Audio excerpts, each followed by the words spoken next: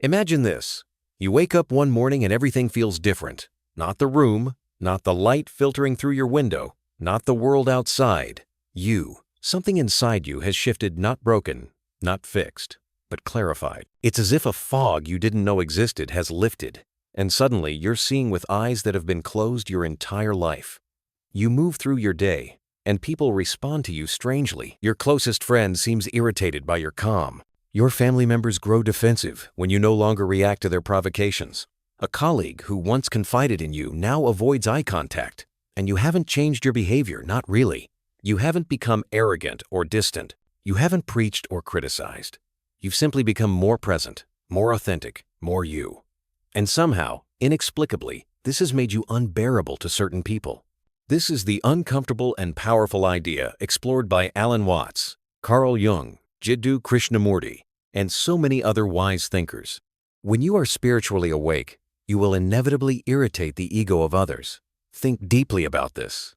Have you ever noticed that when you start changing from within, not everyone around you reacts positively? Some become distant, some become defensive, and some even try to pull you back into the patterns you are finally breaking free from. They may not say it directly, but something in them becomes unsettled by your awakening.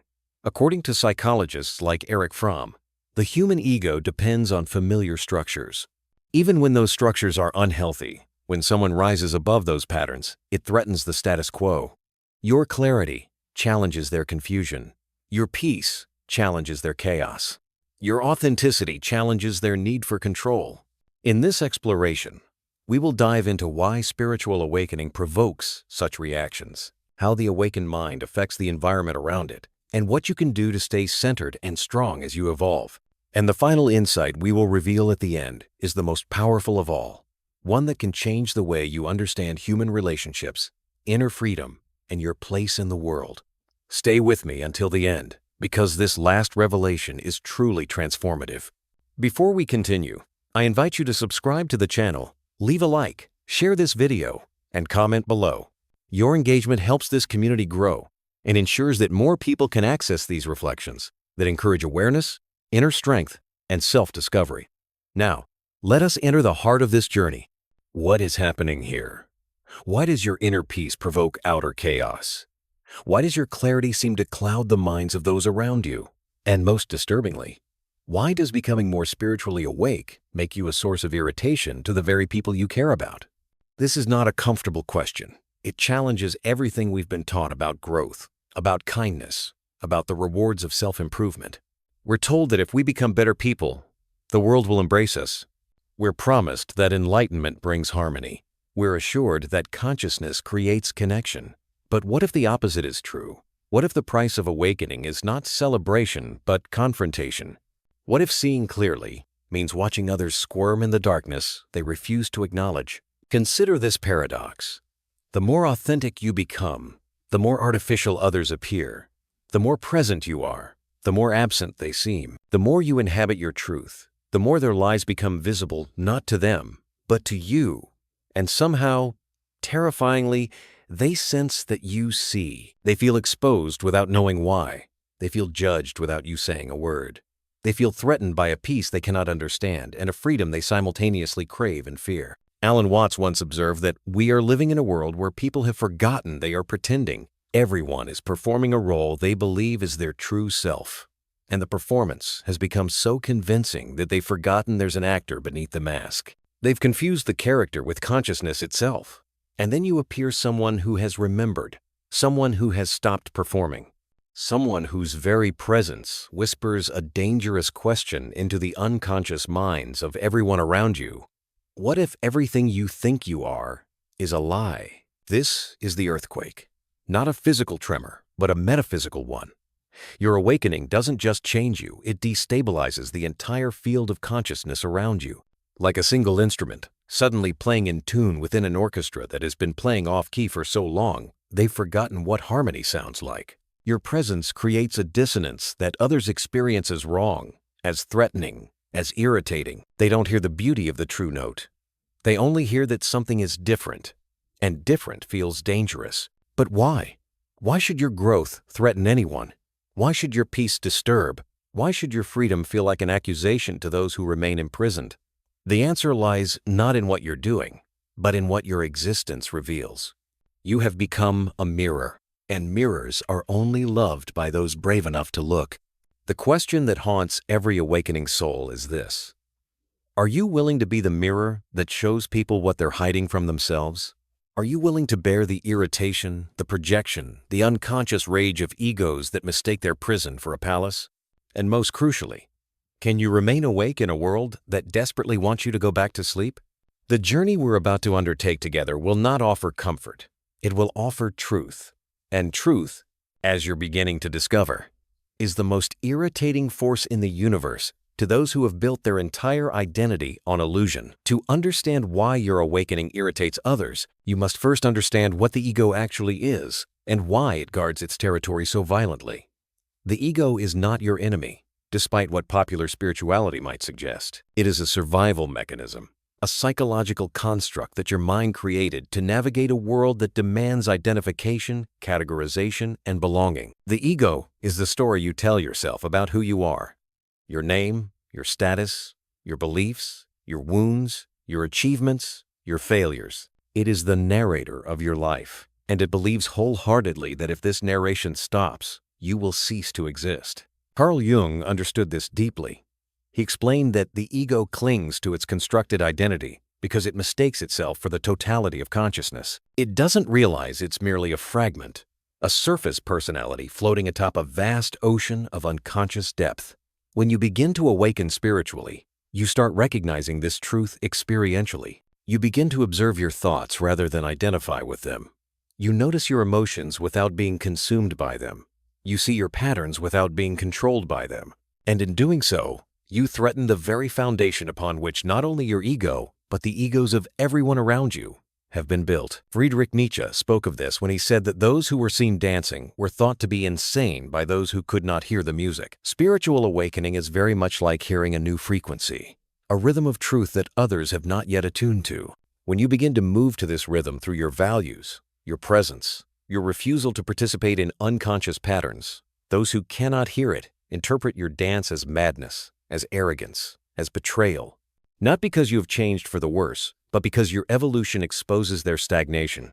Your freedom highlights their bondage. Your consciousness illuminates their unconsciousness. And this, more than any insult or criticism, is what the ego cannot tolerate. This is why relationships shift so dramatically during awakening. Suddenly, you are no longer reacting to provocations the way you used to. And some people feel frustrated because they depended on your reactions to validate their emotional patterns. You begin to set healthier boundaries, and others interpret this as rebellion because they benefited from your lack of boundaries. You stop participating in gossip, drama, and emotional games you once tolerated. And those who depended on those dynamics begin to feel threatened. The roles you played, the peacekeeper, the enabler, the emotional punching bag, the constant giver, are roles that kept the entire system balanced. When you step out of your assigned role, the whole structure becomes unstable. Arthur Schopenhauer observed that truth passes through 3 stages. First, it is ridiculed. Second, it is violently opposed. And third, it is accepted as self-evident. Your awakening often triggers the first 2 stages in those around you. They may mock your newfound peace as naivety. They may resist your boundaries as selfishness. They may attack your clarity as arrogance. But what they are really resisting is not you. It is the mirror you have become. Your silence reflects their noise. Your calm reflects their chaos. Your authenticity reflects their pretense. And the ego, desperate to protect its illusions, will lash out at the mirror rather than look into it. The hidden problem, then, is this. Most people are not living their own lives. They are living the lives they believe they should live, performing the identities they think will keep them safe, loved, and accepted. And your awakening threatens to reveal this painful truth not through judgment, but simply through contrast. What most people fail to realize is that spiritual awakening doesn't just change your inner world, it fundamentally alters the energetic and psychological atmosphere around you. Your presence becomes a living disruption to the unconscious patterns that govern most human interactions. This is not metaphorical. It is a measurable shift in how you show up, how you communicate, and how others instinctively respond to you. The consequences of this shift are far more profound and far-reaching than most awakening souls anticipate. Imagine stepping into a room where everyone is unconsciously following the same emotional script. They react predictably, complain about familiar things, repeat the same patterns, and reinforce the same collective illusions. The room has an unspoken equilibrium, a shared frequency of unconsciousness that everyone participates in without questioning. Now imagine that you enter this space and you are no longer playing along. You stop complaining. You stop engaging in gossip. You stop reacting impulsively to provocations. You start observing instead of absorbing. You become a presence rather than an automatic participant. This alone disturbs the egoic equilibrium of the group. Your silence becomes louder than words. Your stillness becomes more powerful than action. And people feel it, even if they cannot articulate what has changed. Psychologists like Carl Rogers discovered that genuine presence, authentic, congruent, and internally aligned, has a profound impact on others. When you embody truth, even without speaking it, people feel it viscerally. Some feel inspired and drawn toward you. Others feel threatened and repelled by you. The awakened soul naturally raises the frequency of any environment they inhabit. But raising the frequency also means shaking loose the lower patterns, the shadow elements, the unexamined fears that cannot survive in higher light. This is why people may suddenly react in strange and disproportionate ways to your presence. Sudden frustration over minor things, passive-aggressive remarks disguised as jokes, exaggerated criticism of choices that don't affect them, or subtle attempts to make you doubt yourself and return to your old patterns. Think about what happens in your relationships as you awaken. The dynamics must adjust because you have adjusted. Some relationships expand beautifully, aligning with your new level of awareness. These are the connections that deepen, that become more honest, more vulnerable, more real, but others contract, revealing cracks that were always present but went unnoticed because everyone was too unconscious to see them. Your awakening does not create these problems, it exposes them. Alan Watts said that awakening is like washing dust from a window. The landscape was always there, but now you can finally see it clearly. And clarity, as you are discovering, disrupts comfort. Have you noticed that when you begin to set real boundaries, not superficial ones, but genuine limits that honor your energy and truth, people who benefited from your lack of boundaries begin to resist? When you finally say no, after years of saying yes, those who depended on your compliance feel betrayed. When you start valuing your time, those who took advantage of your availability become irritated. When you stop explaining yourself, those who relied on guilt to control you become uncomfortable.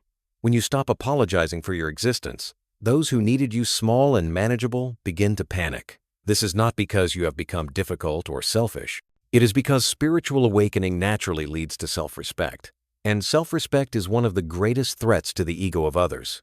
Another profound and unseen consequence is your increasing emotional independence. The more conscious you become, the less reactive you are. You no longer depend on external validation, which means people can no longer manipulate you through approval or disapproval.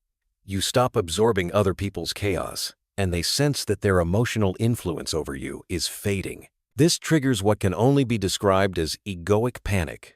Erich Fromm explained that freedom is deeply frightening to the unconscious mind, not only personal freedom, but witnessing the freedom of others. When you become free, those who are still trapped feel exposed by contrast. Your independence forces them to reconsider their own dependency. Your authenticity forces them to reconsider their own masks. Your courage forces them to reconsider their own fears. And this can be unbearably uncomfortable for people who are not ready to face themselves. The unseen consequence then is this. Your evolution forces everyone around you to either evolve with you or distance themselves from you. There is no middle ground. Consciousness is contagious, but so is the resistance to it. There comes a pivotal moment in every genuine awakening when you must make a radical choice, a choice that will determine whether you continue to evolve or collapse back into unconsciousness to appease the discomfort of others. This moment is your rebellion. Not a rebellion against people, but a rebellion against the invisible forces that have kept you small, manageable, and acceptable.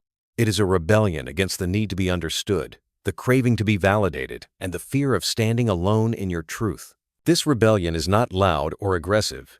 It is quiet, internal, and absolute. It is the moment you decide that your awakening matters more than their comfort. The first act of rebellion is understanding that the irritation you provoke is not a sign that you are going in the wrong direction. It is confirmation that your evolution is real.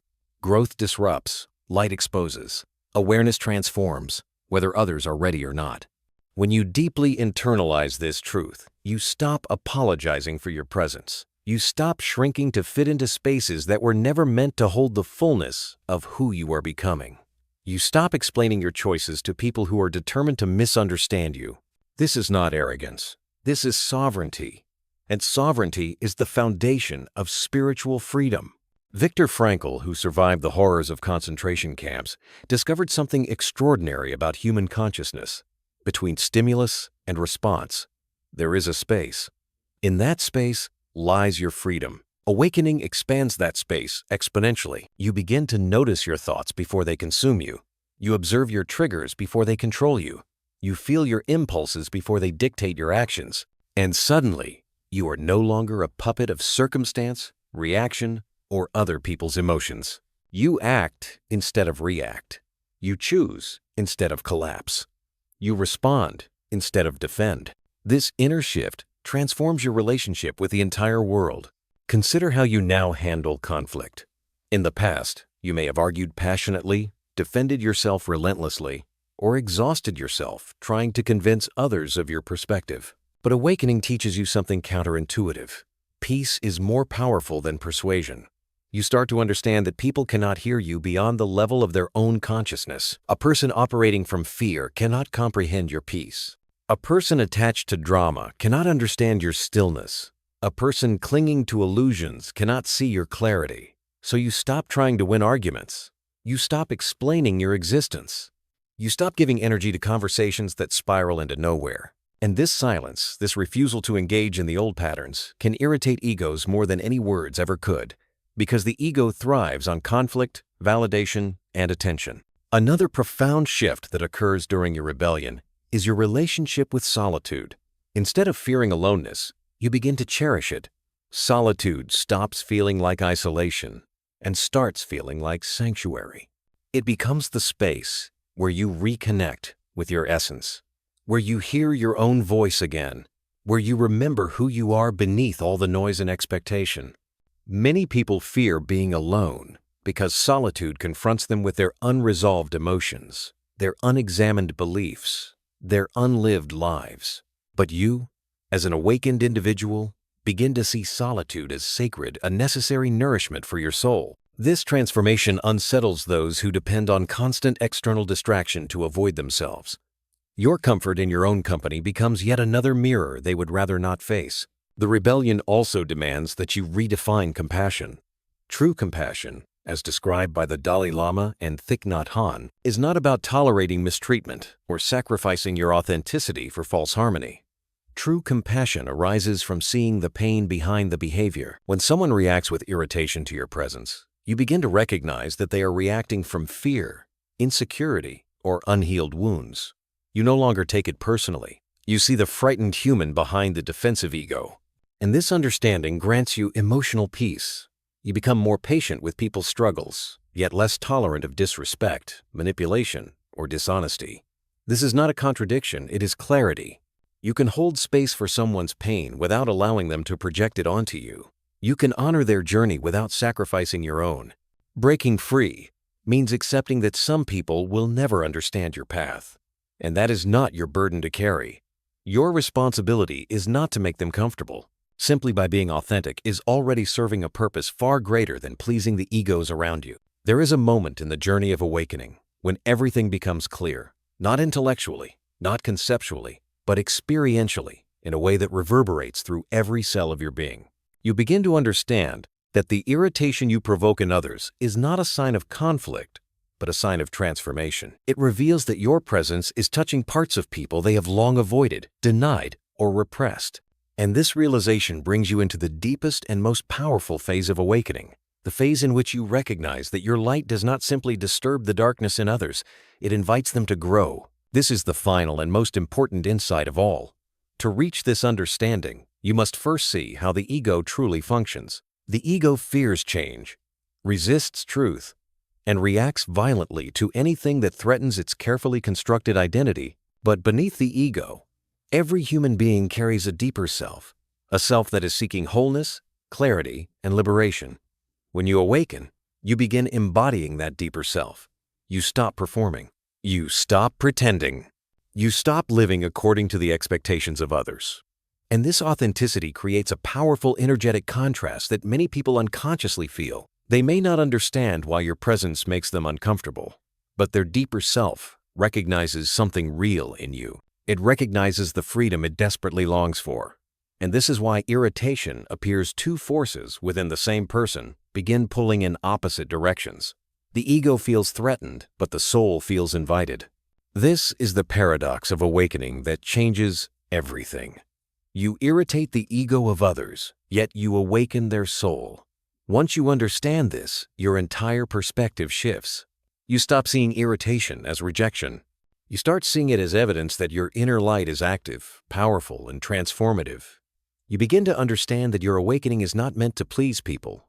It is meant to illuminate what is asleep, even when that illumination is uncomfortable, even when it burns away the illusions people have clung to for safety. Psychologist James Hollis wrote that growth always demands the surrender of old patterns, and this surrender often feels like death to the ego.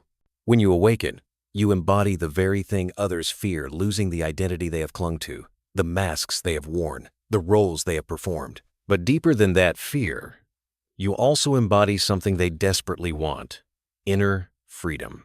And this duality creates profound emotional tension in those around you. Your independence becomes an invitation for others to question their dependency. Your peace becomes an invitation for others to face their chaos. Your truth becomes an invitation for others to stop hiding. Your courage becomes an invitation for others to confront their fears. This is why awakened individuals often trigger transformation simply by existing, simply by being present, simply by refusing to play the old games. Alan Watts said that enlightenment is not something you do, but something you become. Your presence becomes a teaching even in silence. You don't need to preach, lecture, or convince. The way you move through the world, the way you hold your peace, the way you honor your boundaries, the way you remain centered amid chaos, this is the teaching. And it is far more powerful than any words could ever be. But this final insight leads to something even more revolutionary: the realization that your path is not about avoiding conflict, nor about pleasing others, nor about forcing them to awaken. Your path is about remaining aligned with your truth, despite the reactions around you. It is about walking your inner journey with integrity, compassion, and strength, understanding that irritation is not an obstacle, but a sign that your presence is shifting the unconscious patterns of the world. You are not responsible for how people respond to your light. You are only responsible for continuing to shine. The more you awaken, the more you begin to feel a deep, unshakable calm inside yourself. You become less affected by external noise. You start to recognize when irritation is not personal, but a projection. You begin to respond with wisdom instead of reaction. You learn to differentiate between the voice of someone's ego and the voice of their deeper self. And most importantly, you understand that your role is not to shrink your light to make others comfortable. Your role is to keep shining so that others may eventually find their way. As you walk with this awareness, something extraordinary begins to happen. You attract a different kind of person into your life. Individuals who resonate with your frequency appear naturally, almost magnetically. People who value honesty, inner growth, and authenticity begin to surround you. Relationships become clearer, healthier, and more aligned. You no longer chase connection, connection finds you. You no longer seek validation, you live from your center. You no longer fear irritation, you see it as confirmation of your evolution. The old relationships that cannot adjust either transform or dissolve, and you learn to trust this natural process without clinging or forcing. And this leads us to the most powerful truth of all, the revelation that redefines everything. Awakening is not meant to make you accepted by the world. Awakening is meant to transform the world through you. Your presence becomes a catalyst. Your clarity becomes a light. Your authenticity becomes a force that dissolves illusions wherever you go. And yes, in the process, you will irritate egos. You will disturb comfortable patterns. You will shake the foundations of relationships built on unconsciousness. But irritation is simply the first stage of transformation. The world does not change through comfort and complacency. It changes through awakening. It changes through people like you who are willing to stand in their truth, even when that truth makes others uncomfortable. Think about your journey now. Think about the ways you have grown, the patterns you have courageously broken, the illusions you have released even when releasing them meant losing people you loved. Think about the relationships that shifted, the inner peace you discovered in the midst of external chaos, the new way you now inhabit your own life. This journey has not been easy, but it has been real. And if your awakening has irritated the egos of others, it means you are succeeding. It means you are expanding. It means the truth within you is alive, vibrant, and undeniable. So ask yourself one final question, a question that will determine the trajectory of the rest of your life. Are you willing to continue shining even if your light disturbs the places where others are still asleep? Are you willing to be the presence that makes people uncomfortable enough to question their own lives? Are you willing to walk alone if necessary, knowing that your aloneness is not loneliness but freedom? If your answer is yes, then you are truly awake. And the world needs you exactly as you are, not dimmed, not apologetic, not smaller, but radiant, authentic, and uncompromisingly alive. This is your invitation, not to convince anyone, not to force anyone, but to live so deeply in your truth that your very existence becomes an invitation for others to remember theirs. The irritation will come.